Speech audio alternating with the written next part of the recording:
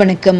Kovai Periyanaickenpalayam United தொழில்நுட்ப கல்லூரியில் ஸ்வதேசி விழிப்புணர்வு இயக்கம் புதிய தொழில் தொடங்க உள்ள இளைஞர்களுக்கான ஐடியா தான் 2024 என்ற நிகழ்ச்சி நடைபெற்றது. தகவல் மற்றும் ஒலிபரப்புத்துறை மத்திய இணையமைச்சர் டாக்டர் எல். முருகன் இந்த நிகழ்ச்சியினை தொடங்கி வைத்து பேசினார். அவர் பேசும்போது 2047ஆம் ஆண்டில் நமது பாரத நாடு வளர்ச்சியடைந்த நாடாக இருக்க வேண்டும், அதற்காக மாணவர்கள் திறன்பட செயலாற்றி இந்தியாவை வளர்ச்சியடைய செய்ய வேண்டும் என்றும் 25 ஆண்டுகள் கழித்து இந்தியா 100வது சுதந்திர தின விழாவை கொண்டாடும் பொழுது இந்தியா வளர்ச்சியடைந்த நாடாக இருக்கும் என்பதை நான் உறுதியாக கூறுகிறேன் என்றும், உங்கள் எதிர்கால லட்சியமாகவும் 2047ஆம் ஆண்டை எண்ணத்தில் கொண்டு திறன்பட செயல்பட வேண்டும் என்றும் மாணவர்களை ஊக்குவித்தார். ஜோகோ கார்ப்பரேஷன் நிறுவனர் மற்றும் தலைமை நிர்வாக அதிகாரி பத்மஸ்ரீ ஸ்ரீதர் வேம்பு வாழ்த்துரை வழங்கினார். ஸ்வதேசி விழிப்புணர்வு இயக்கம் மாநில அமைப்பாளர் சத்யநாராயணா நிகழ்ச்சியின் அறிமுக உரையாற்றினார். தற்சார்பு பாரத இயக்கம் மாவட்ட ஒருங்கிணைப்பாளர் டி. சரவணன் வாழ்த்துரை வழங்கினார். நிறைவு விழாவில் ஸ்வதேசி விழிப்புணர்வு இயக்கம்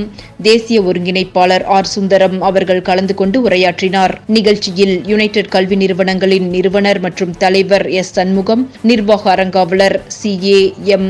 கைலாஷ்குமார், செயலாளர் வி. அருண் கார்த்திகேயன், இணைத் தலைவர் மைதிலி சண்முகம், யுனைடெட் தொழில்நுட்ப கல்லூரி முதல்வர் ஆர். ராதாகிருஷ்ணன் மற்றும் யுனைடெட் தொழில்நுட்ப கல்லூரியின் அனைத்து துறை தலைவர்கள் மற்றும் புதிய தொழில் முனைவோர்கள் பலர் கலந்து கொண்டனர். நாம ஒவ்வொருத்தரும் ஒரே எண்ணம் எப்போ வேணாலும் நம்ம மைண்ட்ல 2047 இருக்கணும். அடுத்த 25 ஆண்டுகள் நமக்கு மிக முக்கியமானது. இந்த 25 ஆண்டுகள் நாம் அனைவரும் இந்த தேசத்தினுடைய வளர்ச்சிக்காக, நாம் இந்த தேசத்தினுடைய முன்னேற்றத்திற்காக, இந்த தேசத்தினுடைய மேம்பாட்டிற்காக வேலை செய்ய வேண்டும்.